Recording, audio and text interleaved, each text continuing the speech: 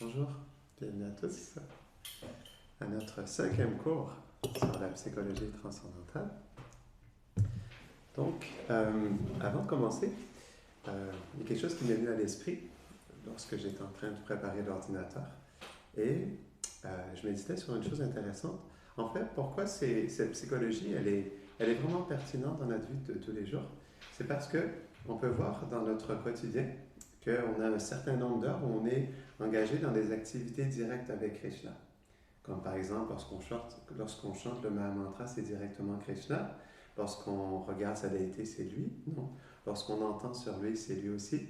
Mais il y a plusieurs autres heures dans la journée où on fait d'autres choses qui sont plus indirectes, comme se brosser les dents, comme marcher ou comme aller chercher quelque chose. Non? Il y a plein de petits moments au quotidien où on n'est pas nécessairement directement connecté avec quelque chose qui est directement Krishna. Donc c'est pourquoi cette psychologie, elle est vraiment intéressante parce que ça nous montre comment dans les moments où on n'est pas connecté avec quelque chose qui est directement Krishna, comment rester connecté avec lui. Bien sûr, on peut chanter le mantra constamment tout au long de la journée, et ça c'est Krishna, donc il nous accompagne. Mais dans les petites interactions au quotidien pour rester connecté avec lui, bien, cette psychologie, elle nous aide à comprendre qu'en fait, on est toujours en train de servir une interaction entre Krishna et son énergie. Comme ça fait en sorte que quand on est dans les petits gestes du quotidien, mais on reste connecté et on peut continuer à penser à lui. OK. Donc, la dernière fois, on avait terminé avec le fait que la vie spirituelle, c'est pas nécessairement un combat, c'est un combat qu'on désire. Pour nous, le combat, c'est plutôt de rester conscient de notre position comme des serviteurs et aussi de rester conscient de qu'est-ce qui se passe lorsqu'on bouge dans ce monde, qu'est-ce qui se passe réellement, non? Est-ce qu'il y a quelque chose d'autre que Krishna? Non, c'est ça qui est intéressant. Donc, c'est pourquoi en réalité, c'est un combat parce que, comme on a expliqué, on veut juste comment faire un petit point là-dessus, non? C'est un combat parce que pour nous, lorsqu'on regarde cet environnement, on pense que c'est quelque chose de différent de Krishna, en réalité. Non? Puis à cause de ça, il y a quelque chose il y a comme une résistance qui est là parce qu'on pense que c'est nous. On pense que c'est à nous. Puis à cause de ça, il y a un attachement qui est là, puis on pense qu'on se bat contre quelque chose. On avait expliqué qu'insurmontable, non? C'est insurmontable pour nous parce qu'on est attaché à l'environnement, non? À travers le je et le mien, non? Le faux ego. Mais c'est insurmontable principalement parce que c'est Krishna. On avait expliqué ce point-là, que c'est insurmontable parce que c'est Krishna. C'est pourquoi c'est pour nous, lorsqu'on fait face à l'énergie matérielle, ça semble insurmontable. Mais de toute façon, Krishna a dit dans la Bhagavad Gita, il dit que cette énergie qui est mienne, elle est impossible à surmonter. Non? Mais quelqu'un qui s'abandonne à moi peut très facilement passer au-delà de cette énergie matérielle. Donc, il explique, même si cette énergie elle est surmontable, si quelqu'un s'abandonne à moi, prend refuge en moi, alors ce qui paraît être un océan d'ignorance devient comme la grandeur d'un petit étang qui est la forme d'un sabot d'un veau. Non? Donc, il y a une différence. Donc, c'est pourquoi le combat pour nous, c'est de rester conscient que c'est Krishna, puis on est fait pour l'assister dans tout ça. C'est ça le plus grand combat pour nous, quoi. Ça reste un combat, mais c'est un combat qui est doux dans le sens où c'est un combat où on veut rester dans le souvenir de Krishna, dans tout ce qui se passe dans notre vie de tous les jours. Donc, je vais commencer un point dans les notes, mais en réalité, c'est juste une question de savoir si nous voulons être impliqués ou non. Si oui, alors il y a un combat. Mais Krishna dit, armé de l'épée de la connaissance, bats-toi. Armé de... Qu'est-ce que ça veut dire ça? Armé de l'épée de la connaissance, bats-toi. Qu'est-ce que ça veut dire se battre avec l'épée de la connaissance?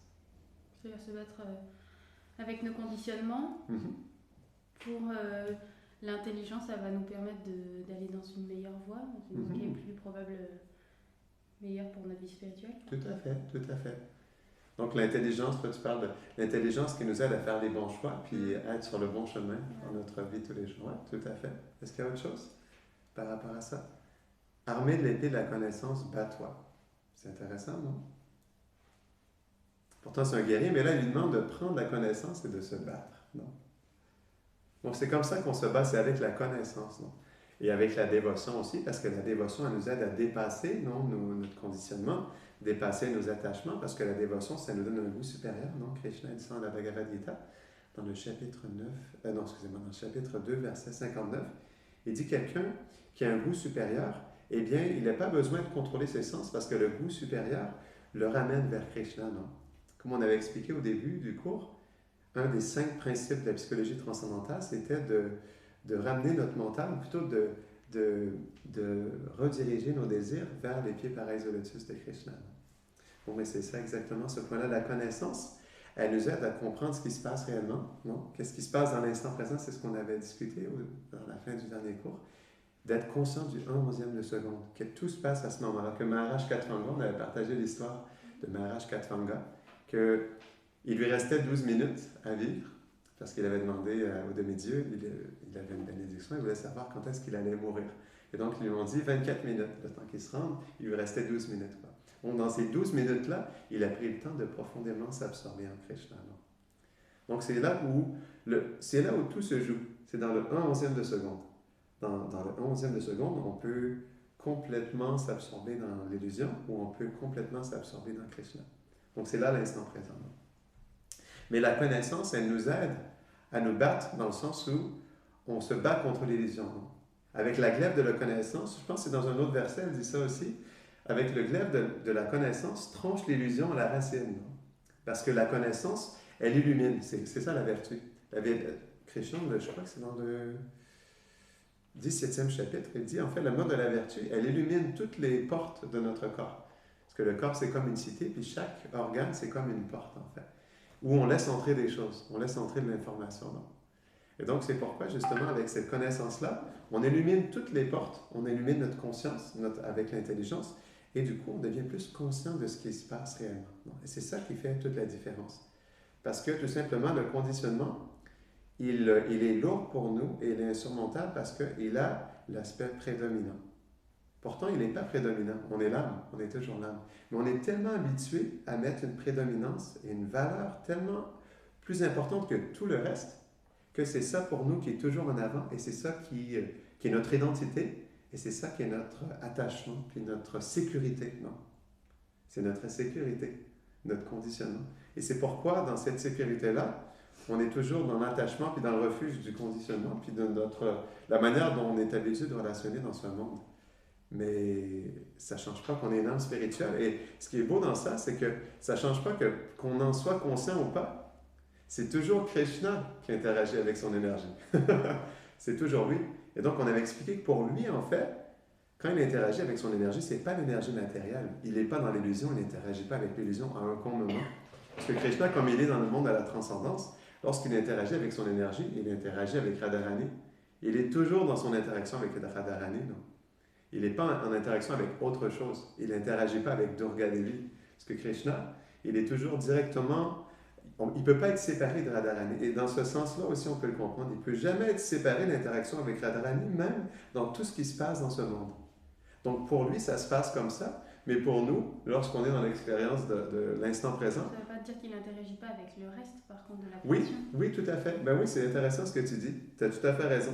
C'est ça qui est beau avec Krishna, c'est qu'il peut complètement, en même temps, toujours être dans l'interaction directe avec Radharani, mais en même temps, en tant que l'âme suprême, il peut être en interaction avec tous les êtres vivants simultanément.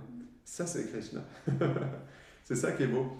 C'est qu'à tous les niveaux, c'est là où Krishna, il est la personne originale, non?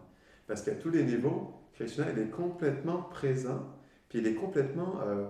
il est parfait dans tous les gestes qu'il pose à tous les niveaux en même temps. C'est ça qui est beau. Au niveau de Brahman, au niveau de Paramatma, puis au niveau de Bhagavan. Parce que cette psychologie-là, au début, on a parlé plus du niveau de Brahman, non? Niveau de Brahman, ça veut dire comprendre que Krishna, il est toute chose, non? On peut le percevoir à travers le 11e chapitre de la Gita. Krishna, il parle de ses opulences dans ce monde, non? Il dit, je suis le parfum dans la fleur, je suis des montagnes, je suis l'Himalaya. Donc, voir Krishna dans le niveau de Brahman, ça veut dire percevoir que Krishna, il est chaque chose, non? Et aussi, plus spécifiquement pour nous les Vaishnavas, percevoir les qualités de Krishna en chaque chose. Parce que le Brahman, qu'est-ce que c'est le Brahman en réalité? D'où est-ce qu'il vient le Brahman, non? Donc, on sait que c'est Krishna, mais est-ce que... comment il se manifeste le Brahman? C'est son rayonnement. Au départ. Pardon? C'est son rayonnement. Oui, exactement, c'est ça. Le Brahman, c'est le rayonnement de Krishna, non? Donc, ça émane du corps de Krishna. Ben, sa qualité première est sa beauté. Et il est tellement beau il y a une radiance qui émane de son corps et cette radiance, elle transporte toutes les qualités de Krishna. Et à travers cette énergie qui se manifeste de cette radiance, non? Parce qu'on appelle la radiance impersonnelle, le Brahma Jyoti, non? Ben, cette énergie qui contient toutes les qualités de Krishna, Krishna elle vient dans ce monde à travers Brahman, eh bien ces qualités, elles s'infusent de ce qu'on avait parlé dans le dernier cours, non? De Lakshmi. Lakshmi, c'est elle qui est la forme, non? C'est expliqué qu'elle est les sens, les objets des sens, elle est le mental, elle est absolument tout ce qui est un objet, même notre mental. Lakshmi, elle est ça aussi, non? Donc c'est elle qui manifeste tout. Donc elle manifeste la forme de quelque chose, mais le Brahman, on pourrait dire l'interaction entre Lakshmi et Brahman, et Krishna au niveau de Brahman, c'est que Lakshmi, elle manifeste une forme, et Krishna, il manifeste la qualité pour que la forme, elle puisse exprimer quelque chose. Même la table, non? La table, c'est Lakshmi, d'accord? Mais pour que la table, elle ait cette qualité de balance, d'être en équilibre et de pouvoir porter du poids, mais ça, c'est la qualité de Krishna. Donc, en ce moment, il y a Lakshmi qui manifeste la forme de la table et il y a Krishna.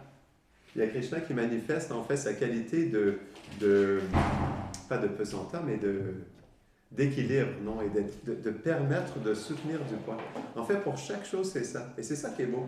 Ça, c'est percevoir Krishna au niveau de Brahman. En chaque chose, il y a Krishna qui est présent. Et aussi, c'est pourquoi on est attiré par ça. Parce que la qualité de Krishna, elle est présente dans chaque forme que Lakshmi elle manifeste. Non? C'est pourquoi on est attiré. C'est ça qui est beau. En fait, tous les êtres vivants, ils sont juste attirés par Krishna. Parce qu'ils sont attirés par les qualités de Krishna que Krishna manifeste à travers le Brahman. Et donc, tout ce qui nous attache, tout ce qui nous attire, tout ce qu'on désire dans ce monde, c'est Krishna. À tous les niveaux, à chaque instant. C'est pourquoi c'est vraiment juste une question de mentalité. Et c'est ce que Srila Prabhupada dit. En fait, d'éveiller la conscience de Krishna ou du couple divin, c'est pas de changer de situation. Il dit, il faut juste changer de mentalité. Parce que c'est ça qui fait qu'on ne perçoit plus Krishna. C'est la mauvaise mentalité on essaie de percevoir quelque chose de différent de Krishna. Et donc, c'est ça, percevoir Krishna au niveau de Brahman. Et juste pour revenir un peu à ce qu'on avait parlé la dernière fois, on avait parlé de comment percevoir Krishna et de relationner, d'interagir avec Krishna au niveau de Paramatma. Au niveau de Paramatma, c'est de comprendre en fait l'interaction entre Krishna, qui est le sacrifice. On avait dit que Krishna, il était le sacrifice originel, non? Sacrifice, ça voulait dire qu'il est le jouisseur suprême. Sacrifice veut dire on fait quelque chose, on fait un sacrifice, ça veut dire on fait quelque chose dans le but de plaire à Krishna. Non? Et Krishna, lui, il est le sacrifice dans le sens où il reçoit le sacrifice, il est le jouisseur suprême. Et Lakshmi, on avait expliqué que chaque forme, même notre corps, c'est Lakshmi. Notre corps, c'est Lakshmi. Nos sens, c'est Lakshmi. Nos yeux, c'est Lakshmi. Et ce corps, en ce moment, ce corps, il est fait pour adorer Krishna, en fait. Nos sens, nos yeux, ils sont faits pour adorer Krishna. Nos oreilles sont faites pour adorer Krishna. Notre voix, elle est faite pour adorer Krishna. Notre toucher, il est fait pour adorer Krishna. Lorsqu'on étreint les Vaishnavas, non? Ou lorsqu'on touche la déité, non? Donc, chaque chose est Lakshmi, et elle est déjà dans son service, non? Elle est dans son service, toujours à chaque instant. Parce qu'il ne se passe pas autre chose que l'interaction entre Krishna et son énergie. Donc, en ce moment, Lakshmi, elle fait déjà son service. Même dans le regard, dans le fait qu'on se regarde, dans le fait qu'on puisse se parler, dans le fait qu'on puisse sentir quelque chose. Lakshmi, elle est toujours présente à chaque instant dans tout ce qui se passe. Et ça, c'est une belle méditation. Parce que si on médite sur le fait que ce corps et tout ce qui vient avec, c'est Lakshmi, et que si c'est Lakshmi, qu'elle, son but c'est d'adorer Krishna, eh bien ça change complètement la donne. Parce qu'on avait expliqué que toute la souffrance, tout le karma vient qu'on prend ce corps qui est Lakshmi, mais on l'engage en pensant qu'on est Krishna pour notre plaisir. Et ça, c'est le début de tous nos problèmes. Et donc, c'est pourquoi il n'y a pas quelque chose de différent, mais c'est comme... Et ça, c'est drôle. On a expliqué un 10 millième de bout de cheveux, mais on veut prendre toute la place. C'est comme il y a toujours Krishna avec son énergie en avant. Il n'y a que ça, hein? Ils sont là, ils sont assis sur un banc. C'est comme deux personnes qui sont assises sur un banc. D'accord? Il y a un couple qui sont assis sur un banc, ils sont dans l'intimité. Ils se parlent, ils parlent de quelque chose que seulement les deux sont au courant dans leur intimité.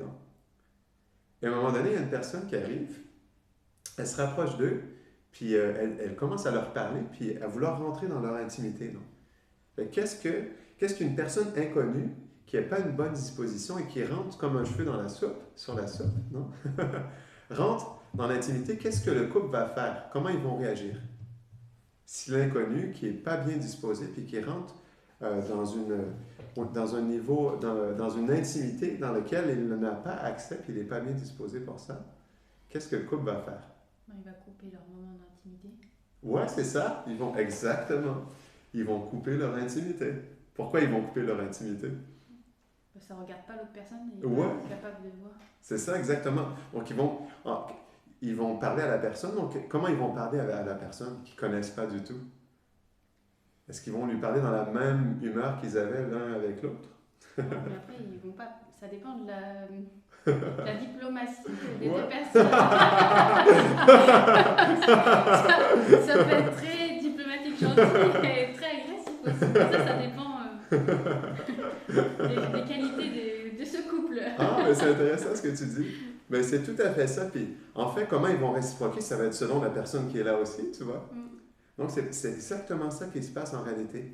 Et donc, ils vont agir avec formalité, non? Si une personne arrive un cheveu dans la soupe, elle vient, puis elle perturbe leur intimité, mais ils vont complètement changer leur humeur, puis ils vont être formels avec cette personne. Donc, il n'y aura plus du tout le même rapport. Donc, cette personne, elle a voulu rentrer dans leur intimité, mais le couple va se cacher, ils vont se fermer, puis ils vont agir formellement. OK, qu'est-ce qu'on peut faire pour vous? Mais c'est exactement ça qui se passe, en fait. Plus on rentre, plus on veut prendre la place de Krishna, plutôt on veut se mettre au centre. Hein? Il se passe toujours l'interaction entre Radha et Krishna, Lakshmi et Narayana. Nous, on se met un cheveu sur la soupe, on se met au centre, non? La petite étincelle, je suis dans cette méditation en ce moment, la petite étincelle spirituelle du millième, la pointe d'un cheveu, il veut être le centre. Et du coup, il veut prendre toute la place. Donc, qu'est-ce que Krishna, ou plutôt qu'est-ce que l'énergie, elle fait? Non? L'énergie matérielle, qu'est-ce qu'elle fait? Ben, c'est pas l'énergie matérielle. Qu'est-ce que Lakshmi, qu'est-ce que Radha va faire à ce moment-là? Par rapport à nous, si nous, on veut être le centre, puis on se dispose comme ça. Comme... Pardon? De quoi? Comment cette... OK. Donc là, il y a Krishna en interaction avec son énergie. Puis nous, on veut prendre le centre, on se met sur la scène. Donc, il y a Radha et Krishna qui sont là, qui sont toujours au centre. Nous, on vole la scène. Ils sont là, non, en train d'interagir. Puis nous, on va sur la scène, puis on prend toute la place. Hey! Comment cette énergie-là, elle va se placer? Comment elle va se placer par rapport à nous? Pour agir de différentes façons. Ils peuvent aussi laisser la place pour que la personne elle puisse se prendre pour une personne importante. C'est intéressant. Ça pourrait. Tout à fait. Sinon, il n'y aurait pas de célébrité complètement détachée de Krishna, ça n'existerait pas, donc ils peuvent aussi prendre le devant de la scène. Bien sûr. Ils peuvent se punir, mais ça dépend aussi. Oui, c'est vrai, c'est intéressant. Donc, c'est ça, en fait, ils vont complètement, Krishna dit ça, hein? C'est la même chose avec son énergie. Yayatamam prapadyante tam stataiva bhajaniyam. Je réciproque selon comment on réciproque avec moi. Krishna, il se positionne comme ça, et son énergie aussi, elle se positionne comme ça par rapport à nous. Donc, si nous, on prend la place de Krishna, son énergie, en fait, Lakshmi, elle fait son service, donc elle ne sera pas contente. Et c'est ça le sentiment de l'énergie matérielle, en fait. Elle nous recouvre, elle nous illusionne, parce qu'on prend la place de Krishna, puis qu'on n'est pas supposé prendre, et du coup, elle nous recouvre de l'illusion, et elle nous fait souffrir à travers les réactions karmiques et les modes de la nature. C'est ça l'illusion. C'est Lakshmi qui nous châtie parce qu'on veut prendre la place de Krishna. C'est ça qui se passe en réalité, non? Du coup, le fait de châtier, c'est pas forcément dans le sens matériellement mal, douloureux ou bonheur ou malheur. Parce que dans son châtiment, comme on disait, les planètes édéniques, c'est aussi un châtiment de pas retourner à Krishna, mais en attendant, les personnes qui sont sur les planètes édéniques, elles goûtent des bonheurs des milliers de fois supérieurs à ce qu'on goûte ici. Tout à fait. Dans leur châtiment, ça c'est aussi ça. C'est aussi bien les planètes infernales, les planètes intermédiaires que les planètes... C'est intéressant ce que tu dis.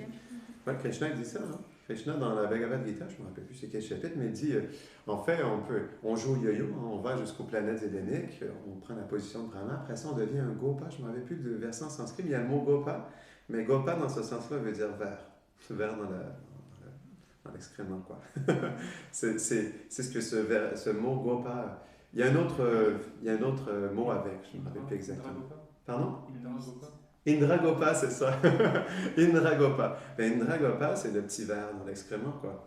Et donc, c'est ça, c'est, en fait, comme tu disais, le châtiment, en réalité, qu'on soit dans les planètes édéniques à jouir des plaisirs célestes ou qu'on soit dans les planètes infernales, ça reste toujours un châtiment en réalité. Ouais, c'est ça qui est intéressant. Et donc, c'est ça, c'est. Donc, tout simplement, c'est. L'énergie, c'est quoi le problème? C'est nous. C'est toujours nous. L'énergie matérielle. Je n'aime pas dire l'énergie matérielle parce que c'est pas ça, mais Lakshmi, Radha, elle se dispose avec nous d'une manière illusoire et externe et matérielle parce que nous, on veut prendre la place de Krishna tout simplement.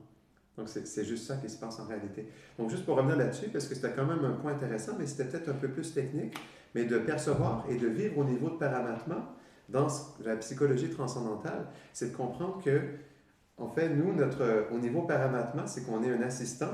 On comprend qu'il y a toujours l'interaction entre Radha et Krishna. Et nous, en tant qu'assistant, on assiste dans ce qui est perçu et fait. Ce qui est perçu et fait, c'est toujours l'interaction entre Radha et Krishna. Mais nous, on peut assister dans ça. On avait dit, on assiste dans le verbe. On n'est pas le sujet c'est Krishna. L'objet, c'est Lakshmi. Non? Le sujet, c'est je. Je fais quelque chose, c'est Krishna qui le fait en réalité parce qu'il est le sacrifice, il reçoit, non? Et l'objet, le verbe, non, le fait de faire, poser un geste, peu importe le geste qu'on va poser, ça c'est Lakshmi. Nous, on assiste le verbe, on assiste l'action. En tant qu'assistant, en tant que jiva, tatasta jiva, on assiste l'action dans l'adoration de Krishna. C'est comme ça qu'on se place au niveau de Paramatma. En comprenant que Lakshmi, elle fait déjà son service et nous, on veut accompagner Lakshmi dans son service. C'est beau. C'est beau, non? On veut accompagner Lakshmi dans son service à Krishna parce que c'est ce que l'âme est supposée faire. Et c'est beau d'être un assistant parce que la fonction d'assistant, c'est d'assister Lakshmi dans son service. Et pour nous, justement, comme nous ne sommes pas dans la pure dévotion, puis au niveau de la transcendance, ça se s'harmonise plus parfaitement lorsqu'on se connecte au maître spirituel et qu'on sert le maître spirituel. Parce qu'il y a une bénédiction spéciale, il y a une miséricorde qui fait qu'il y a une connexion qui est là, même si on n'en est pas conscient. Il y a une connexion qui est là. Plus on en est conscient et plus, justement, on se dispose comme un assistant. Mais le fait qu'on assiste notre maître spirituel, on se pose déjà en externe comme ça aussi. Donc, la mentalité puis la disposition de l'âme, elle se place à travers le service externe au Vaishnava et au maître spirituel. Puis ensuite, ça s'intériorise à travers ce qu'on a expliqué. Puis on ne rentrera pas trop dans ça, mais dans les prochains cours, plus tard, on parlera plus aussi comment de servir, de percevoir, d'être en conscience, puis de servir au niveau de Bhagavan. Ce qui veut dire de comprendre que plus, en fait, c'est quoi l'interaction entre Radha et Krishna? L'interaction entre, par exemple, lorsqu'une mère, elle sert son enfant, ce potentiel, cette interaction, il est présent parce que Mère Yashoda, elle sert son enfant et elle le protège. C'est ce qui fait que la mère, elle peut donner protection à son enfant. On ne rentrera pas dans ça, mais on expliquera plus en détail dans les prochains cours. Donc, est-ce qu'il y avait des questions par rapport au dernier cours? Ou c'est bon? Ou est-ce que vous avez des questions par rapport à ce qu'on vient de discuter là? Ou des réflexions? OK. Ainsi, lorsque nous comprenons que nous sommes des serviteurs de Krishna et que tout ce qui est ici est Krishna, c'est ça notre combat. Restez conscient de ça. Pas seulement pas seulement le fait de contrôler nos sens, serrer nos dents et s'extirper. Parce que comme on est dans un combat contre l'illusion, parce qu'on est attaché à ça, on essaie de faire une résistance, non? Puis de se battre avec résistance. Mais la résistance, elle est parce qu'on est attaché à l'illusion, qu'on est mal placé, non? Puis on ne perçoit pas ce qui se passe réellement. C'est pour qu'on serre les dents, puis il y a une résistance. Mais il n'est pas obligé d'avoir une résistance si on comprend ce qui se passe. C'est ça qui est beau. Il n'est pas obligé. OK. La psychologie transcendantale. Donc, il y avait une belle définition que je vais vous partager. Nous changeons notre perspective sur tout ce avec quoi nous interagissons. Cela ne signifie pas que l'activité change. Cela ne signifie pas que la situation change. Cela signifie que la façon dont nous le voyons change. C'est pourquoi Srila Prabhupada dit que vous n'avez pas à changer de position pour éveiller votre conscience de Krishna. Vous devez simplement changer de mentalité. Lorsque la mentalité change, tout commence à fonctionner. Pourquoi tout commence à fonctionner lorsque la mentalité change? Parce que c'est les intentions dans nos actes qui comptent. Tout à fait, exactement, bien sûr. Autre chose par rapport à ça?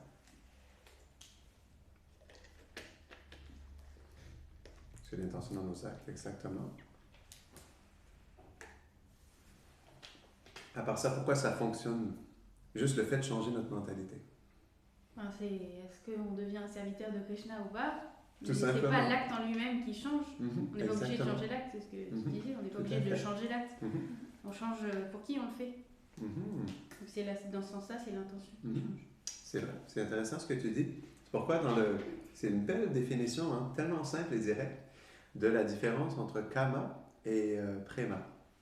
Kama, c'est quoi en sanskrit, je ne me rappelle plus, mais Krishnadas Kaviraj Goswami, il définit kama comme attends, c'est ça, d'agir d'agir, mais pour la satisfaction de nos sens. Concupiscence. Oui, c'est ça, kama, la concupiscence, d'agir pour la satisfaction de nos sens, et prema, d'agir pour la satisfaction des sens de Krishna. Mais si on comprend qu'on est juste des assistants, qu'on n'est jamais une interaction, que c'est juste toujours à chaque instant Radha et Krishna, eh bien, ça devient plus facile de se placer comme ça. Parce qu'on n'est jamais directement dans l'expérience de jouissance. Et ça, on va peut-être en parler plus dans les prochains cours aussi, plus en détail de ça. OK. Peut-être qu'on peut en parler un peu. OK. On avait expliqué que... OK, une mangue. Si on prend une mangue prachad, OK. On prend une mangue qui est prachad, on enlève la... OK, elle est déjà épluchée, c'est juste la mangue en soi. Il n'y a même pas de... On prend une mangue de Chaitanya Mahaprabhu. Il n'y a même pas de noyau. Il n'y a pas de pleure et il n'y a pas de noyau. Il y a une grosse mangue juteuse. Vous la prenez et vous la mettez dans votre bouche et vous la mangez. OK, dans ça, qui est le jouisseur, réellement? Ça dépend de l'intention. Ouais, exactement. OK. Ça dépend, mais est-ce qu'on soit dans l'intention ou pas, ça change? Non, ça change pas. Pourquoi? Parce que c'est toujours Krishna. Oui, c'est ça. Et dans tout ça... C'est juste notre perception qui est fausse. Ouais, exactement. Et dans tout ça, Krishna, il est où dans son aspect de jouir de ce qui se passe dans cette interaction? La langue? Non, la langue, c'est quoi? On avait dit que les sens, les objets des sens, le mental, c'est Lakshmi. Donc la langue, c'est pas... Parce qu'on pense que c'est la langue qui jouit de la mangue, mais la mangue, c'est Lakshmi, puis sa fonction, c'est pas de jouir, c'est d'adorer Krishna, de servir Krishna. Donc c'est qui alors Krishna dans tout ça? Il est où? Il est où cet aspect où Krishna il est dans cette position de jouissance? Le coup de la main? Non. Oh, tu te rapproches, c'est très chaud. C'est très chaud. Il est le goût de la mangue, c'est vrai, mais il y a quelque chose de plus particulier parce que là, on avait dit que la mangue, c'était prachad. Non? Oui, donc il est la mangue. Il est là? Oui, c'est ça, exactement. Il est la mangue en réalité, parce que quand on offre la mangue, c'est directement Krishna. Ça devient directement Krishna. Donc c'était Lakshmi au départ, mais comme on l'offre à Krishna, ça devient directement Krishna. Donc qu'est-ce qui jouit? C'est la mangue. C'est la mangue, parce que c'est le prachad. Ça veut dire que c'est le prachad qui est content. Exactement. C'est particulier. C'est un sacré Krishna. C'est comme il te fait sentir que c'est toi qui jouis, puis que c'est toi qui fais le geste, et c'est toi qui... Tu vois, mais en réalité, c'est juste... Derrière tout ça, c'est lui qui est le jouisseur direct de tout ça, tu vois, en tant que le prachad. C'est tellement fascinant. C'est beau, hein? Et donc, c'est comme, si tu y penses un instant, prochaine fois que tu vas manger une mangue ou une pomme, OK. En fait, c'est Krishna qui va jouir de cette expérience-là, tu vois, à chaque instant. Bon. De toute façon, même si on est dans cette mentalité qu'on jouit directement, on n'est jamais à chaque instant. Donc, c'est pourquoi c'est beau ça, parce que ça nous permet juste d'accepter, quoi. Que ça, bon, c'est bon, je suis juste un petit serviteur, un petit âme spirituel, et dans tout ça, je suis jamais à aucun moment directement la jouissance de ça. Je suis juste l'assistant dans tout ça. Donc le problème, c'est pas ce qui est, parce que ce qui est toujours Radha et Krishna, Lakshmi et Krishna. Mais le problème, c'est comment nous on fait. Mais tu dis que c'est pas compliqué, voilà, c'est la différence entre Kama et Prema. Mais ok, comment on peut ne pas être dans Kama? Parce qu'en réalité, la seule chose qu'on expérimente, nous, pour l'instant, c'est Kama. Prabhupada, il expliquait par rapport justement, je vais essayer de retrouver. OK. Srila Prabhupada dit, lorsque nous nous identifions comme serviteurs de Krishna, nous sommes alors libérés. C'est la plateforme libérée.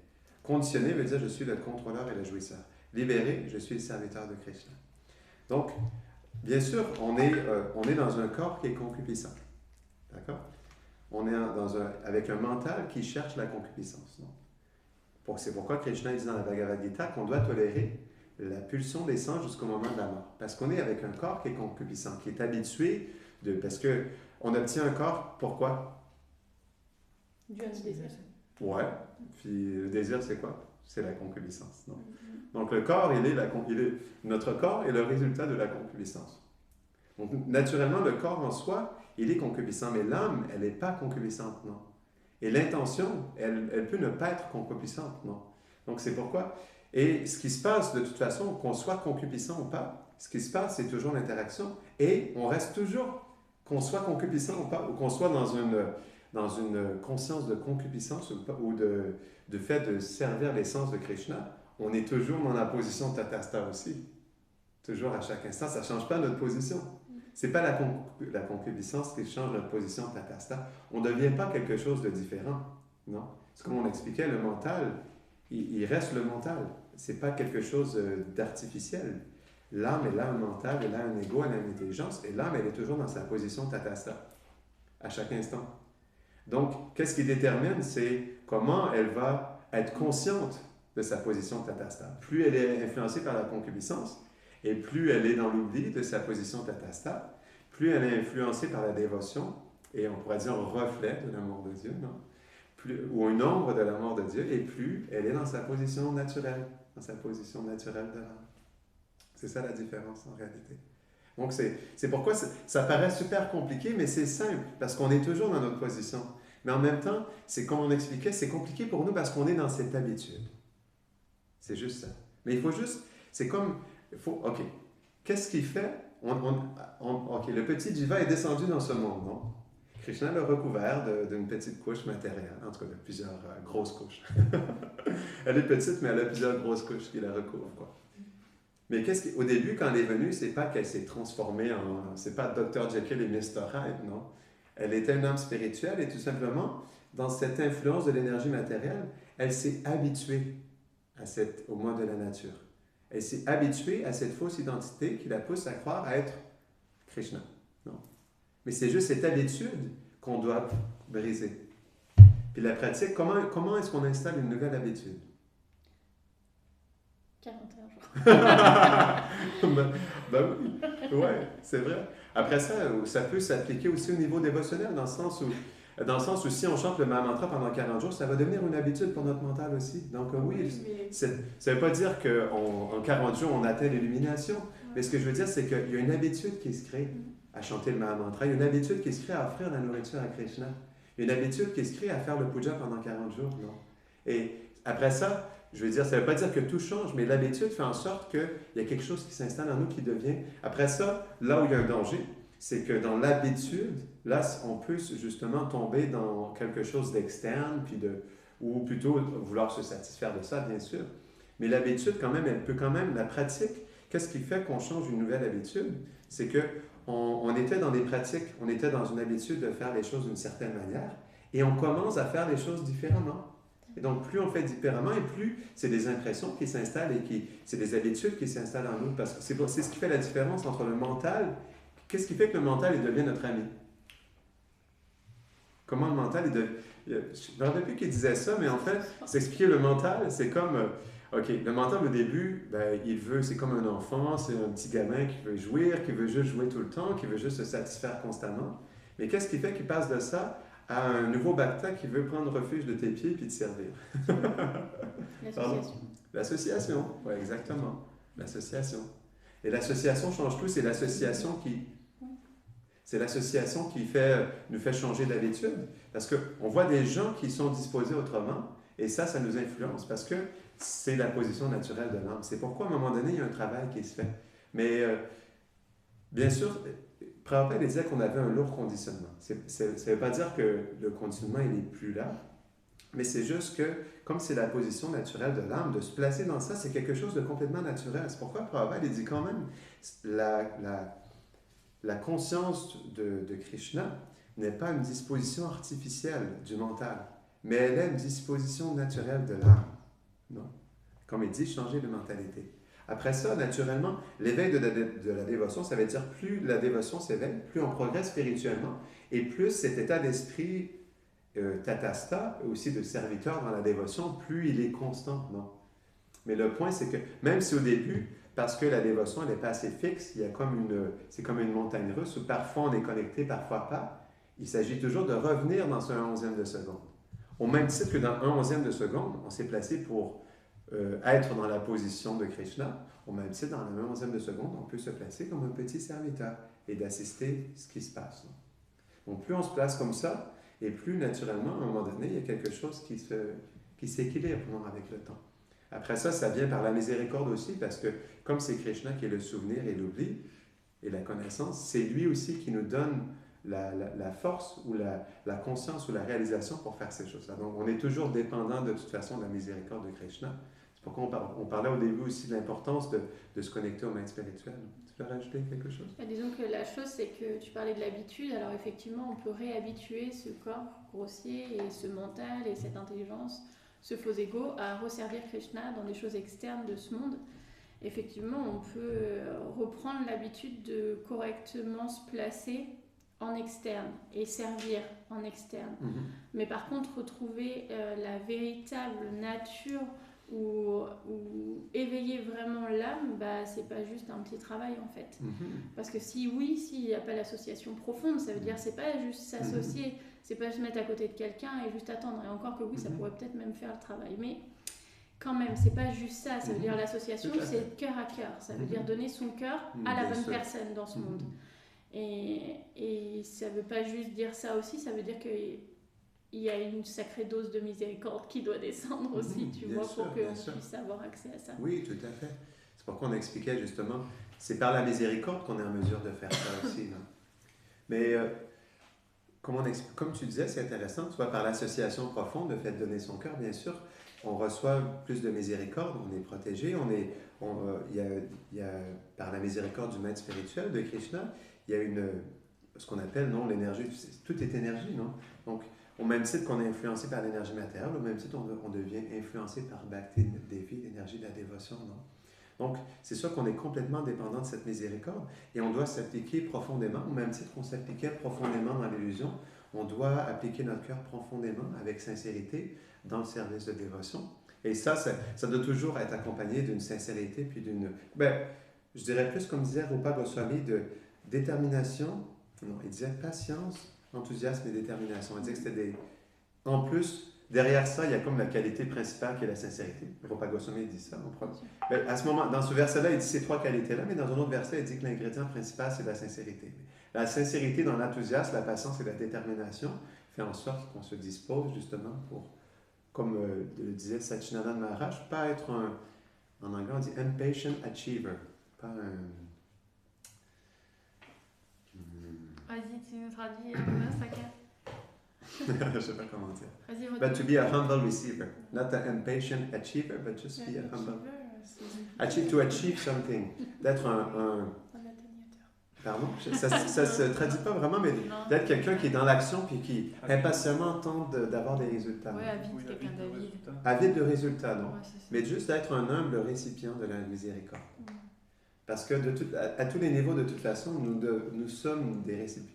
Nous sommes juste des récipients de la miséricorde. Parce que, comme nous sommes petits, dès que nous sommes influencés par l'énergie matérielle, nous devenons influencés par les modes de la nature, mais dès que nous devenons influencés par l'énergie de la dévotion, graduellement, la conscience s'éveille et on se reconnecte plus à notre vérité. Non? Et ça, c'est par la miséricorde de Krishna, parce que, je te rappelle, il explique ça, lorsque Krishna donne sa miséricorde, il diminue l'emprise, tu vois, de l'énergie matérielle. C'est pourquoi Maya veut aussi dire miséricorde, parce que c'est la même énergie, puis l'emprise se diminue pour que justement le dévot puisse être capable de chanter son japa tous les jours, d'être dans l'association de dévots, de continuer à servir. C'est intéressant parce que le fait qu'on puisse continuer justement tous les jours à faire toutes ces choses-là, c'est parce qu'il y a une énergie qui nous influence. Sans ça, on ne serait pas capable. Ce que j'ai vu, par exemple, une personne qui était devenue un moine, un brahmachari, avant d'être brahmachari, il mangeait des burgers tous les jours, il fumait du pot, il buvait de l'alcool, il jouait aux jeux vidéo, il avait vraiment une vie dégradée. Il est devenu moine, il distribuait 70 livres par jour, il chantait japa, il lisait la Bhagavad Gita, il était inspiré. Il a quitté le service de dévotion, il est revenu exactement dans le même style de vie qu'il était avant de commencer le service de dévotion. Intéressant. Moi, ça m'a fait réfléchir ça. Il est revenu exactement où il était. Donc, il était influencé par l'énergie matérielle, mais par l'énergie externe, non? Les modes de la nature. Puis, il faisait toutes ces choses. Il a pris le refuge des dévots, l'association des dévots. Il a pris le refuge de maître spirituel. Il a été influencé par l'énergie interne, l'énergie de la dévotion. Il a commencé à faire ces choses. Il s'est retiré non, de ce refuge. Il a repris refuge de l'énergie externe et il a recommencé exactement à faire les mêmes choses. C'est intéressant, non? En réalité. Donc, c'est pourquoi, la raison pour laquelle on continue, c'est parce qu'on est influencé par cette énergie. Sans ça, ce ne serait pas possible. Parce que comme l'âme est atastake, on a tellement cette habitude spontanée d'être dans l'illusion, dans la position de Krishna, ben c'est tellement facile de se laisser encore recouvrir par les modes de la nature. Donc c'est pourquoi, en fait, dans la dévotion, dans le service de dévotion, il y a une protection qui est là. Sans ça, on ne pourrait pas continuer. Ce ne serait pas possible. Non. Donc c'est pourquoi Krishna, il dit à Arjuna, déclare-le haut et fort, ô Arjuna, au monde entier, que mon dévot ne périra jamais. Mais dévot, ça veut dire quelqu'un qui est dans cette attitude de dévot et c'est élevé, et quelqu'un qui essaie d'être un dévot, qui souhaite en fait servir les Vaishnavas. Ben, comme Prabhupada disait, on ne devrait jamais penser qu'on est des Vaishnavas, mais on devrait penser qu'on est des serviteurs des Vaishnavas, juste ça. Au moins de se placer comme un serviteur des Vaishnavas, ben, naturellement, il y a une protection qui est là, puis il y a une influence qui est là. Est-ce qu'il y avait des questions ou des réflexions par rapport dévot, à ça? tu disais dévot, c'est une attitude de dévot, mais c'est pas une attitude de dévot. Dévot, c'est un dévot. Bien sûr. Une attitude, c'est plus nous qui prenons l'attitude, parce qu'on copie en fait des grandes personnalités. Mais c'est du bien. Ouais, ça dépend. Mais, ouais. Dévot, c'est la position naturelle de l'âme, qui est éveillée, puis qui est dans sa relation avec Krishna. Tu vois.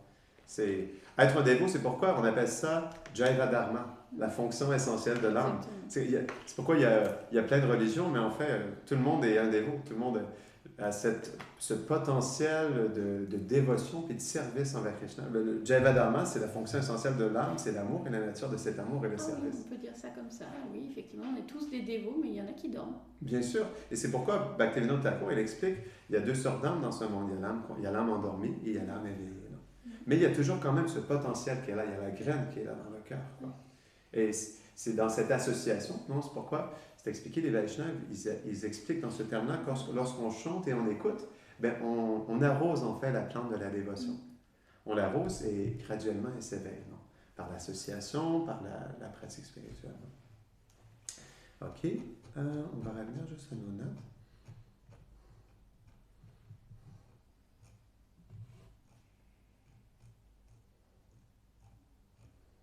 OK. Donc, Krishna est celui qui jouit de l'activité spirituelle. Alors, notre position est d'assister à son plaisir. Cela nous place dans une position tout à fait unique, parce que nous sommes des assistants du sujet en assistant des activités du Verbe. Mais en même temps, notre relation avec Krishna est en relation avec l'objet. On avait déjà parlé de ça. Est-ce qu'il y avait des questions par rapport à ça? Ou c'est bon? Ça va? OK. Nous assistons donc l'objet dans son service à Narayan. En d'autres termes, tout ce que nous voyons est le service de Lakshmi à Narayan. Toutes les activités sont au service de Lakshmi au Seigneur.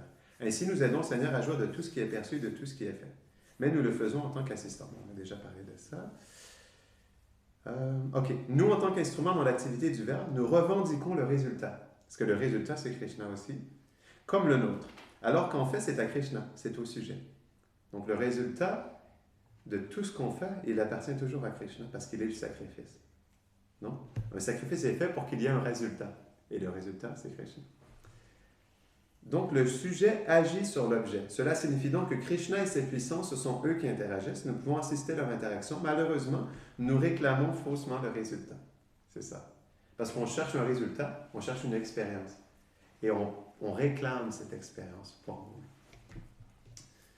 nous. OK? Si nous pensons, je suis serviteur de Krishna, je veux plaire à Krishna, donc le résultat est pour Krishna. Mais si nous ne sommes pas si conscients pendant l'activité est dans la poursuite de ce but. Parce que d'abord vient la pensée, puis le sentiment. Alors vous partez de Sambandha, l'identité, à Prayojana, le but. Donc ça, c'est intéressant. Donc même si on n'est pas tout à fait conscient pendant l'activité, dans le 11e de seconde de l'interaction entre Radha et Krishna, si on fait le service et on offre le résultat à Krishna, par exemple, On va distribuer des livres pour Krishna, pour le maître spirituel.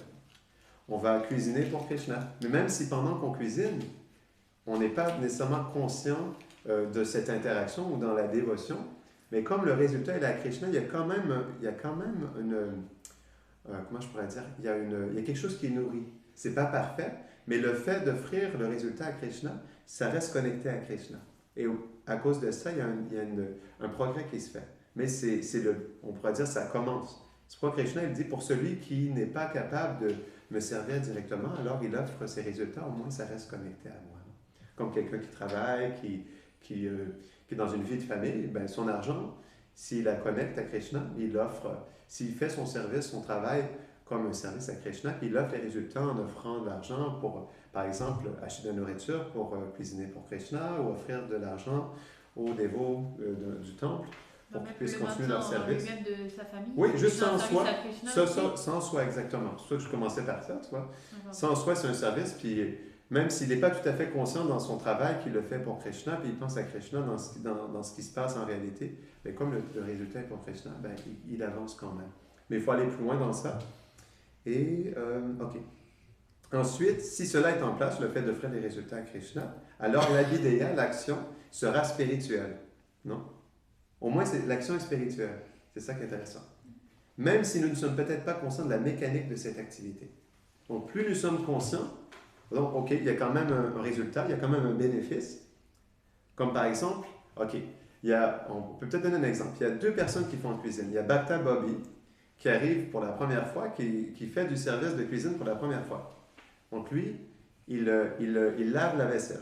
Et c'est la première fois qu'il fait ça. Mais il ne pense pas du tout à Krishna pendant qu'il lave la vaisselle. Même il est fatigué de faire le service. Et là, il y a Pujari qui sert les déités depuis 20 ans, puis qui lave la vaisselle. Ben, sa mentalité, puis son absorption, elle va être différente de Bhakta Bobby, quoi. Même si en externe, il y a le même service. Donc plus on est conscient dans ce qu'on fait, plus on le fait avec dévotion, favorable envers Krishna, et plus, justement, il y a un bénéfice. Plus il y a un progrès spirituel qui se fait. Il y a toujours un progrès, comme par exemple à chanter le Mahamantra. Il y a toujours un progrès, mais plus on chante avec profondeur, sans faire d'offense, avec dévotion, en pensant à Krishna, et plus le chant nous purifie. Parce que le chant, il n'est jamais caché, il n'est jamais voilé. C'est comme un soleil. Et c'est nous qui le voilons de nos offenses en réalité. Non? Mais il a toujours son influence, mais plus nous faisons des offenses, ou plus nous sommes inattentifs, ou nous ne sommes pas bien disposés dans notre champ, et plus les rayons du soleil sont couverts par ce nuage, et font moins d'influence sur notre cœur, quoi. Donc c'est ça qui fait la différence dans l'activité. On l'a fait, mais avec conscience, avec dévotion. Est-ce qu'il y avait des questions, des réflexions par rapport à ça? C'est bon, ça va? Donc, c'est pourquoi, lorsque nous commençons avec cette forme la plus simple, le résultat est pour Krishna, nous ne pensons qu'à Krishna et aux choses qui ont été faites pour lui. Donc, même si c'est une forme très simple, c'est en fait lié à l'aspect ultime. Alors maintenant, comme nous sommes simples, cela fonctionnera très bien. La difficulté vient à mesure que nous devenons plus sophistiqués dans la dévotion, différents éléments de notre nature conditionnée. Donc, ça, ce que ça veut dire au début, par exemple, on prend Prashad, on chante le Mahamantra, on adore les déités. Il y a quelque chose de simple dans ça. En plus, c'est directement Krishna. Mais lorsque ça fait des années qu'on est dans le service de dévotion, puis on est mieux situé, puis on est apte à faire d'autres choses, bien, on veut engager notre nature. Par exemple, si quelqu'un est bon dans la musique, il fait de la musique, quelqu'un fait de la peinture, quelqu'un fait de la cuisine, non? Mais plus on entre dans la sophistication de nos habiletés, et plus en fait, c'est important de le connecter à Krishna, non?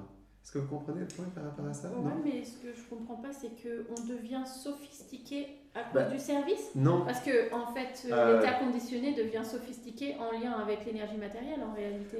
Non, c'est plus simple que ça. C'est la sophistication de nos habiletés. C'est comme au début, on ne faisait pas plein de choses. Au début, par exemple, on lavait la vaisselle, ou on prenait Prashad, ou on faisait des choses simples, ou faire le ménage du temps. Mais après ça, il y a des éléments de notre nature conditionnée, comme par exemple le fait de peindre une peinture pour Krishna, ou le fait d'adorer la déité, ou le fait de faire de la musique, ou des choses, des habiletés qu'on n'utilisait pas au début, qui sont plus sophistiquées dans notre nature, dans nos habiletés, mais qu'on met en service à Krishna. Je comprends pas, parce que en quoi c'est meilleur de... Désolée, hein, par exemple, de faire un tableau que de laver le temple de Krishna. Mhm. Enfin, je vois pas en quoi Ah. le ménage est moins sophistiqué que... Ouais, Tout non, à fait. j'arrive pas à- Non, mais, en ok, fait. moi c'est ça. Ben, c'est plus simple que ce que ça a l'air en fait. C'est vrai que je C'est- en fait, toi, tu Sophistiqué, parles de c'est juste pas que c'est l'humilité. meilleur. Non, c'est pas ça. C'est qu'il faut s'assurer, parce que quand on rentre dans quelque chose qui est naturel pour nous, qu'on aime, qui est notre habilité, on peut plus facilement le déconnecter de Krishna. C'est ça le point que je voulais faire dans ça. Quand on rentre dans la zone de confort de notre nature, dans quelque chose qu'on aime faire, qui est notre habilité, dans lequel on est bon, dans lequel on a une expertise. C'est comme Brahma, en fait. Il était expert dans ce qu'il faisait, mais il s'est enorgueilli de son expertise. C'est dans ce point-là que je voulais dire. Quand on rentre dans les expertises de notre nature, c'est là où on doit s'assurer que c'est connecté à Krishna aussi, parce que ça peut devenir plus difficile. C'est le point que je voulais faire. Est-ce que c'est clair? C'est pas que c'est meilleur, mais que il peut y avoir un piège dans ça, quoi. C'est ça que je voulais expliquer. Il pourrait y avoir un piège dans cette sophistication parce que c'est naturel, on est bon dans le sang, on a une expertise et du coup, on peut peut-être déconnecter la chose à Krishna à travers ça. C'est le point Après, que c'est je voulais faire. l'évolution aussi naturelle de la concupiscence. Tu parlais de la concupiscence tout Oui. à l'heure, mais c'est marqué dans la Bhagavad Gita qu'il y a différents niveaux de concupiscence. Il y a qui va de plus grossier à plus subtil, c'est ça qui est expliqué. C'était expliqué en, comment ils avaient dit, on avait dit l'autre jour, le deuxième stade c'est comme un miroir quand on nettoie, le troisième le brouillard, et le premier c'était quoi? L'embryon, comme l'embryon qui est complètement conditionné, complètement enfermé dans son conditionnement, etc. Dans ce sens-là, où quelle que soit la chose qu'on va faire, bien sûr c'est plus facile de s'enorgueillir quand tu fais un beau tableau et quand tu fais une belle classe, plutôt que quand tu fais le ménage, c'est moins facile de s'enorgueillir parce qu'il y a moins de gens qui nous diront ouais, c'est ça. Ton coup de balai est merveilleux. Mais ça reste une évolution de la concupiscence. Parce que c'est la concupiscence, elle reste, comme tu dis, la concupiscence elle est vraiment collée à nous. Jusqu'à ce qu'on atteigne Prema, parce qu'elle est vraiment... Toi, tu parles de concupiscence plus grossière à concupiscence plus subtile. Exactement. Mais sophistication, c'est ça. C'est exactement ça. C'est ça que je ne comprends pas dans ton terme de sophistication. Parce que pour moi, quelque chose de sophistiqué, c'est quelque chose qui est plus travaillé, par exemple. Ah, d'accord. C'est ça que je comprends pas dans sophistication. C'est peut-être le mot, en fait, qui représente pas bien ce que je voulais expliquer. Ouais, je l'ai traduit de mes notes en anglais. C'est pourquoi c'est... Oui? Est-ce qu'on peut dire sophistiqué dans le sens de quelque chose qui requiert plus d'habilité? Oui, exactement, c'est ça. Puis dans quelque chose, dans une habilité qui est plus naturelle pour nous. Tu vois? Et dans ça, il peut y avoir un danger de moins le connecter à Krishna. C'est ça. Mais ça, c'est obligé qu'on rencontre ça. Enfin, je veux dire, c'est marqué qu'on est obligé de... Oui. À un moment ou à un autre, on est obligé de rencontrer ça. Mais ça, c'est comme je te dis, comme je parlais, c'est au niveau de la concupiscence. C'est parce que là, c'est quand on a atteint un niveau de concupiscence qui est plus subtil. Tout à fait. Plus la concupiscence elle est subtile, et plus justement c'est facile de se déconnecter. Plus on s'en rend, parce que en fait l'énergie matérielle elle est tellement subtile qu'elle peut facilement rentrer. C'est ce que ça explique aussi en fait ces différents exemples que tu donnais dans ce verset-là. C'est que c'est comme par exemple je me rappelle c'est l'embryon qui est recouvert. C'est quoi l'embryon qui est recouvert? L'embryon, c'est la concupiscence grossière. C'est la première, on va dire le stade où tu es le plus recouvert. Tu es complètement dans l'ignorance, ouais. Parce qu'un embryon dans le ventre, il est complètement dans l'ignorance de sa zone embryonnaire. Il est bien enfermé. Il est bien enfermé, tu vois. Le deuxième stade, avec le miroir, parce que le miroir, juste quand il est recouvert de poussière et tu nettoies ça, donc c'est un travail encore un petit peu plus subtil qu'au niveau du stade de l'embryon. Et le dernier stade où il parlait de la concupiscence, c'est juste un brouillard, parce qu'un brouillard, c'est beaucoup plus léger. C'est comme, on voit que c'est la concupiscence, elle est moins présente, elle est présente encore, mais elle est moins présente. Mais le seul moment où tu n'auras plus du tout cette concupiscence, c'est quand cette concupiscence, elle se sera transformée en tréma, finalement. Mais comme tu dis, le brouillard, c'est exactement ça, la sophistication. Oui, c'est ça, c'est pour C'est exactement ça. Oui, tout à fait. Mais merci d'avoir donné ce verset-là. C'est tout à fait pertinent avec ce point-là, justement. Est-ce qu'il y avait d'autres choses par rapport à ça? Ou c'est bon? Ça va? OK. Alors, on va continuer. Les Gyani en font... OK. Ça, c'est intéressant. Par rapport, justement, à la libération. OK. Les Gyani cherchent la libération. OK. Pour eux, c'est la plus grande valeur. Donc, c'est pourquoi les Gyani en font une grande chose à la libération, parce que c'est leur valeur. C'est la nature féminine. Ça, c'est intéressant. On est tous féminins, non? L'âme, elle est féminine. C'est la nature féminine. Si ce n'est pas rare, ce n'est pas important. En quoi c'est en lien avec à quel point ils sont attachés à mettre de la valeur dans la libération, les Gyani? Parce qu'on est une nature féminine. La nature féminine, il faut que ça soit rare pour que ça ait une importance. on cherche ce qui est le plus rare et le plus précieux. C'est pourquoi, même dans la libération, il faut que parce que c'est la nature de l'âme, il faut que ce soit rare, il faut que ce soit précieux, il faut que ce soit difficile à atteindre. C'est la nature féminine. Vous comprenez? C'est intéressant, non? Donc, pour les Gyanis, comme leur valeur, c'est la libération, c'est la chose la plus rare et la plus précieuse, la plus difficile à atteindre, non? Donc, parce que la libération, pour eux, est leur valeur, ils doivent donc la rendre très rare et très difficile.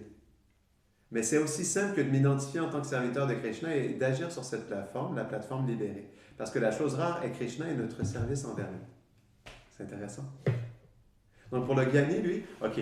Par exemple, c'est pourquoi les Vaishnavas, pour eux, ils voient la libération comme quelque chose de secondaire et qui vient naturellement avec l'éveil de la dévotion. Parce que, par exemple, OK, pour les Gyanis, leur expérience, c'est comme si je te sers une assiette avec un repas, et eux, ce qui est important, c'est le repas, non? Mais eux, ils sont complètement absorbés et attachés à l'assiette, non? Pour eux, la chose la plus importante, c'est l'assiette, tandis que la chose la plus importante, c'est le repas, quoi. Donc, c'est ça le Gyani. Il attache tellement quelque chose d'important à la libération, tandis que l'important, c'est le service à Krishna. Mais pourquoi on est dans cette disposition-là, dans notre recherche de Krishna? Bien sûr aussi, c'est rare en même temps, Sudur Lava, parce que la 6e caractéristique de la pure dévotion, selon Rupa Goswami, c'est Sudur Lava. Très rare et difficile à atteindre. Mais en même temps, ça réciproque bien avec la nature féminine, parce que la nature féminine, elle cherche ce qui est le plus rare et le plus précieux. Mais en même temps, ça ne veut pas dire que c'est plus loin, plus distant ou plus difficile en même temps. C'est le point que je voulais faire à travers ça. Je suis désolée, je n'arrive pas à trouver l'agenda. Est-ce qu'il y avait des questions, des réflexions par rapport à ça? C'est juste intéressant, la nature féminine qui nous pousse à justement voir même l'illusion comme quelque chose d'insurmontable aussi. C'est la nature féminine qui fait ça, en réalité. C'est pourquoi que la connaissance elle est importante, parce que la connaissance, elle adoucit ça. Puis elle rend les choses plus, on pourrait dire, c'est quoi le mot? Pas valorise, mais Pourquoi en fait, c'est la nature féminine? Pourquoi tu dis par rapport à la nature féminine? Ah ben, la nature féminine... on est tous des natures féminines. Oui, c'est ça. Ben, c'est pourquoi il faut que ça soit rare et précieux. Si ce n'est pas rare et précieux, c'est pas important. Tu vois? La chose, c'est que en fait, la nature de l'âme, c'est de chercher toujours, comme elle est féminine, et la nature féminine, c'est de chercher toujours ce qui est plus rare et plus précieux. Ça, c'est la nature féminine. Pourquoi c'est comme ça? Et pourquoi c'est comme ça? C'est ça, parce qu'elle est comme ça. Imagine, parce que... C'est la nature féminine. Observe Radharani, qui elle cherche tout le temps. Oui, mais c'est comme ça, c'est juste notre ça nature. pour nous tous. C'est notre nature. Tu vois. C'est pourquoi même dans ce monde, les gens cherchent le bonheur dans ce monde.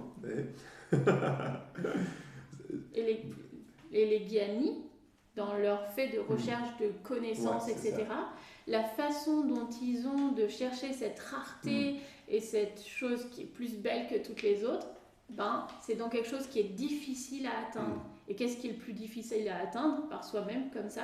C'est la libération. C'est pourquoi? Parce qu'on a cette nature-là, justement, l'illusion matérielle, les attachements semblent quelque chose d'insurmontable. C'est en lien avec cette nature-là.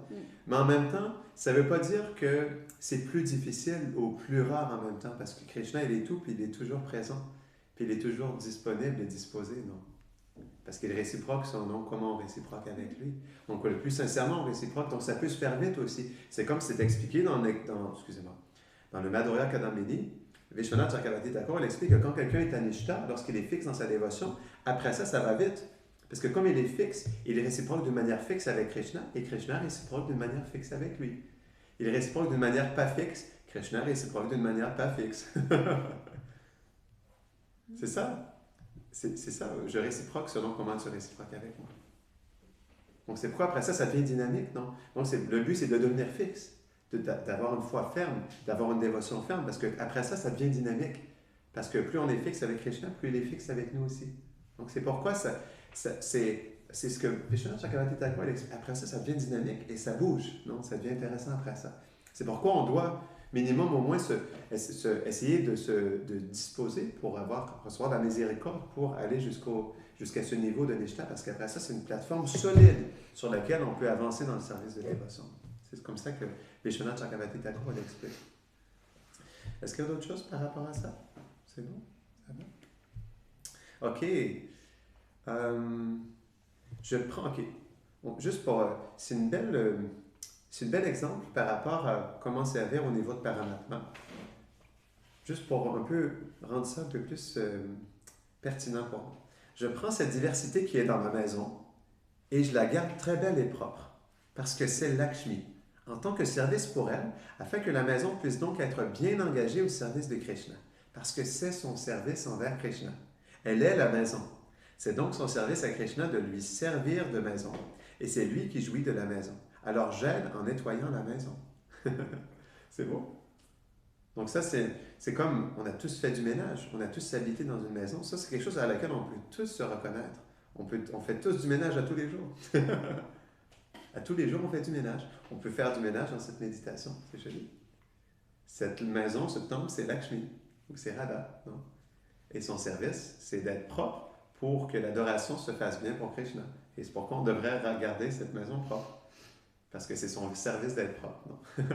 Après ça, c'est plus que ça, parce que c'est un temple. Là, mais c'est juste par rapport à cet exemple-là que je voulais donner. OK. Donc, on parlait depuis tout à l'heure des choses qui sont connectées à Krishna, mais il y a des choses qui sont directement connectées à Krishna. C'est quoi? Il y a 6 choses qui sont directement connectées à Krishna qui ne sont pas paramatma, au niveau de paramatma ou au niveau de Brahman. Au niveau de Brahman, on a expliqué les qualités de Krishna qui sont présentes. Oui. L'adoration de la déité. La déité. La déité, ouais. Mais le service, c'est qu'un service direct. Parce que c'est un service avec un aspect de Krishna qui est Bhagavan. Donc le service, il est en lien avec Bhagavan. C'est pourquoi c'est dynamique quand tu fais un service comme ça. Après ça. Le Saint-Nom. Le Saint-Nom, directement Krishna. Service direct. Le gourou. Service au gourou. Les Vaishnavas, oui, le gourou. Le gourou, les Vaishnavas, c'est directement Krishna. Le Dham, oui. Le Srimad Bhagavatam. Les Shastras. Les Shastras, oui. Le Prashad.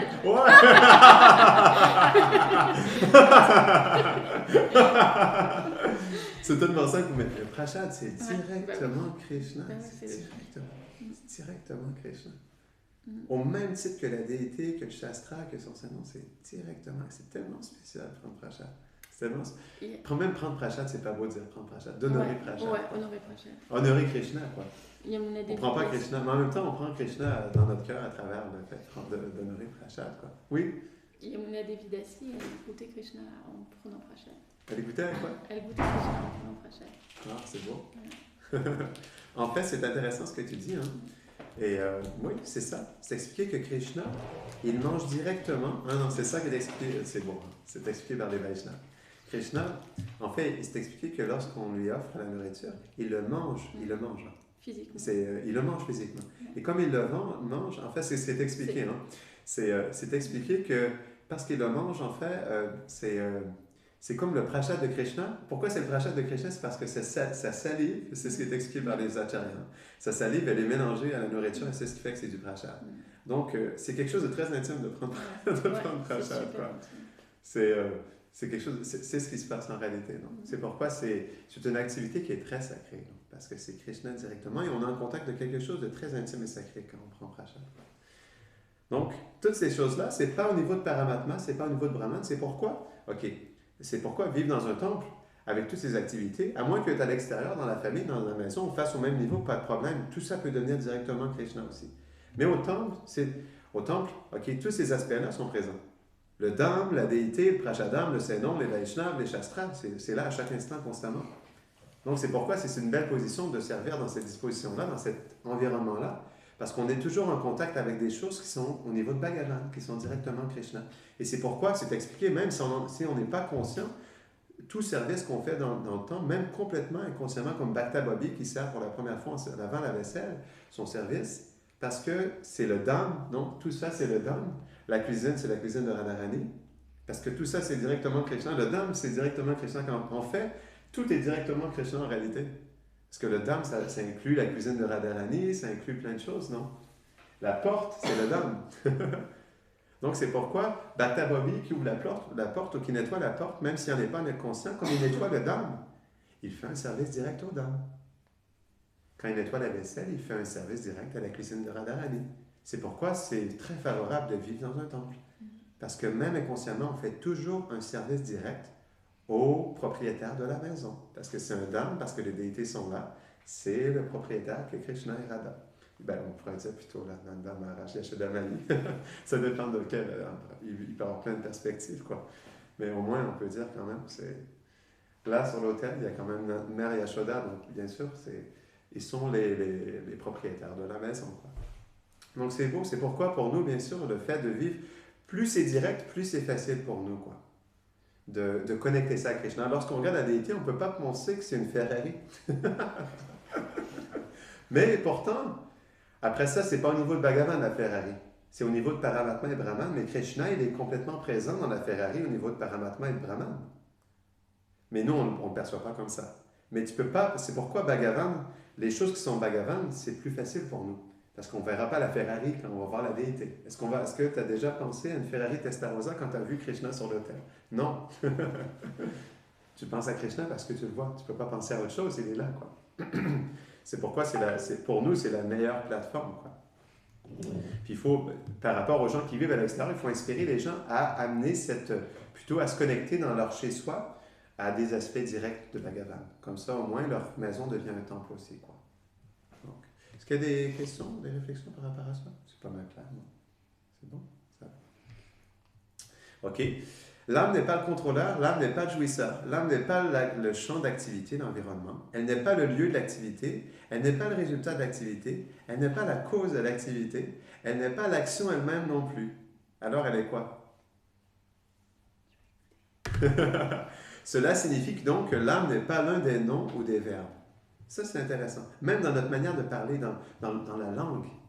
Pour ceux qui sont en traduction ou qui étudient les langues, dans la langue, donc, elle n'est pas... OK, est-ce qu'on le répète, non? Oui. Okay. L'âme n'est pas le contrôleur, l'âme n'est pas le jouisseur, l'âme n'est pas le champ d'activité, elle n'est pas le lieu de l'activité, elle n'est pas le résultat de l'activité, elle n'est pas la cause de l'activité, et elle n'est pas l'action elle-même non plus. Cela signifie donc que l'âme n'est pas l'un des noms ou des verbes. Elle n'est jamais les noms, elle n'est jamais les verbes. Même quand on parle, elle n'est jamais les noms, elle n'est jamais les verbes. Mais sa connexion avec ce processus est d'assister le verbe dans l'interaction des noms. Intéressant, non? Voilà donc notre position. Cela signifie que l'action est importante. Cela signifie, puisqu'on avait parlé de ça, je pense que peut-être il y a 2-3 cours, cela signifie que l'action est importante. Alors, sans action, rien ne se passera. C'est de l'inaction matérielle, mais c'est de l'action spirituelle. Dans le 3e chapitre de la Gita, Krishna, et dans le 3e et le 5e, Krishna, il explique ça. L'action dans l'inaction, l'inaction dans l'action. C'est par une action que nous allons réellement développer cette conscience, pas à rien faire. Parce qu'on est Tatastai, Krishna dit dans le 3e chapitre de la Gita, verset 5, on ne peut pas agir, on ne peut pas passer un moment sans agir. Non. Parce que l'âme, elle est faite pour agir. On est de la même disposition que Krishna, on a une volonté, on a une pensée, on a des sentiments, et donc on est fait pour agir. Mais on agit en assistant les verbes et les noms, quoi. Intéressant, non? OK. L'illusion intervient parce que nous pensons que nous sommes le contrôleur et le profiteur, et l'aspect impersonnel en nous fait que nous serons simplement heureux en ne faisant rien. C'est la plateforme d'Atmaram. Nous ne faisons rien. C'est intéressant. Nous expérimentons simplement le bonheur. Krishna, lui, peut faire ça, pas nous. Pourquoi? Krishna peut être Atmaram, pas nous. Faut écouter. Hein? Quoi? Est-ce qu'on est obligé d'agir? Oui. Parce qu'on est la nature féminine. On n'est jamais la nature masculine. Est-ce que vous comprenez le point? On ne peut jamais être Atmaram. On pense qu'on ne peut rien faire, mais on ne peut jamais rien faire. Il n'y a que Krishna qui ne peut rien faire, parce qu'il est Atmaram. Atmaram, c'est la position masculine. Ça veut dire, Atmaram, ça veut dire je suis autosatisfait, autosuffisant à moi-même. Je suis, toi. Je suis, et dans cette autosatisfaction, dans cette autosuffisance, je suis satisfait, je suis présent, je suis satisfait. Ça, c'est la nature masculine. On n'est jamais dans cette position. Mais parfois, on est dans cette disposition qu'on ne peut rien faire et que tout va se passer. Là. Parfois, les âmes conditionnées, elle ne fait rien, mais tout va venir. Elle n'est pas obligée de faire des efforts, de travailler, de relationner, de faire des compromis, des sacrifices. Et tout va venir. Mais non, parce qu'on n'est jamais Atmaram. Non. Donc, l'élément masculin peut le faire, il est indépendant, il n'a pas réellement besoin de la manifestation et de l'interaction avec le féminin pour son existence. Krishna, il est Atmaram. Dans cette position, il n'est pas en interaction, il n'est pas dans le rasa. Après ça, il veut le rasa, bien sûr, bien sûr. Mais pour augmenter ce plaisir, attends. Krishna peut donc simplement exister et être heureux. Mais pour augmenter ce plaisir, il étend sa création, étend son énergie et interagit avec elle. Mais il n'y a que Krishna qui fait ça. On reste toujours dans la nature féminine. Donc c'est juste un autre point de la nature féminine. Et aussi de cette fausse mentalité qu'on est Atmaram, quoi. Qu'on est indépendant, qu'on est autosuffisant, qu'on est autosatisfait, que quelque chose vient de nous, que c'était juste pour faire ce point-là, quoi. OK, là, il est 7h15. Est-ce qu'on arrête ici? C'est bon? Est-ce qu'on continue? Qu'est-ce que vous... C'est mieux d'arrêter là. Pardon? C'est mieux d'arrêter là. On arrête ici. Okay. Juste avant de terminer, est-ce qu'il y a des questions, des réflexions? Oui? J'ai eu un peu de mal à comprendre l'aspect féminin que tu as évoqué dans la partie précédente. OK. Je ne me souviens plus des caractéristiques que tu as évoquées. L'homme ce qui est rare, etc. Ah oui, c'est ça. L'homme ce qui est rare et précieux. En gros, c'est la qualité féminine, elle va chercher toujours ce qui est plus rare et plus précieux. C'est pour ça que l'être, il va toujours courir après ce qui est plus rare. Par exemple, s'il est pauvre, il va chercher la richesse. C'est parce que pour lui, c'est rare.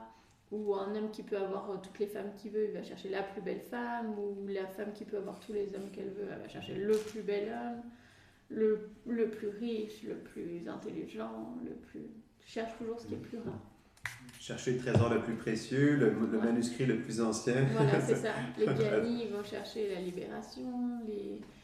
Ceux qui sont professeurs, dans leur domaine, ils vont chercher, par exemple, si tu étudies l'astrologie ou l'astronomie, etc., peu importe, et ben, tu vas chercher ce qui est le savoir le plus précieux et le plus rare de cette chose-là, tu vois. Et donc tout ça, c'est dû à l'aspect féminin? De l'âme. Ouais, de l'âme, d'accord. Et par rapport à la libération, c'est aussi parce qu'elle est si rare? Je veux dire, cette quête, parce que tu avais parlé de la quête de la libération. C'est pas qu'elle est rare, mais c'est qu'elle a besoin l'âme féminine, dans sa position féminine, elle a besoin que la libération soit rare et précieuse. Tu comprends? Elle a ce besoin que ça soit rare, que ce soit distant. Mais c'est pour ça qu'il faut faire attention avec ça aussi. Bien sûr, ce sentiment nous fait développer l'humilité, mais en même temps aussi, il y a cet aspect où Krishna, il est très près de nous, tu comprends? Il est dans notre cœur. À chaque instant, il nous accompagne, tu vois. C'est juste pour faire ce point-là. Il y a quelque chose de précieux dans le sens où, oui, Préma, c'est la chose la plus précieuse, et c'est pourquoi pour l'âme, c'est la chose c'est le désir le plus profond. Parce que l'âme, elle veut chercher la chose la plus rare et la plus précieuse, et Préma est la chose la plus rare et la plus précieuse. Donc, il y a quelque chose de dynamique dans ça. Mais en même temps, pourquoi j'expliquais ça dans cette subtilité-là, c'est que aussi, c'est cet aspect-là qui nous fait penser que tout est insurmontable, donc on doit faire attention aussi, tu comprends? C'est dans ce point-là. Je voulais juste montrer les deux côtés de la médaille de cette nature féminine. Tu comprends? Même si c'est rare et précieux, il y a cet aspect que Krishna il est proche, puis aussi il est réciproque avec nous, comme on réciproque avec lui. Tu comprends? C'est juste pour montrer les deux côtés les deux côtés de cette nature féminine, quoi. Est-ce que ça...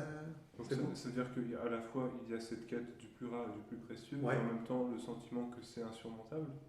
Cet aspect que, pour nous, c'est rare et précieux, fait en sorte que, lorsqu'on est en face de difficultés ou d'attachement avec notre conditionnement, parce qu'on est dans cette mentalité féminine, eh bien, pour nous, ça devient quelque chose d'insurmontable parce qu'on était en contact avec quelque chose qui était le plus rare et le plus précieux. On était dans cette disposition.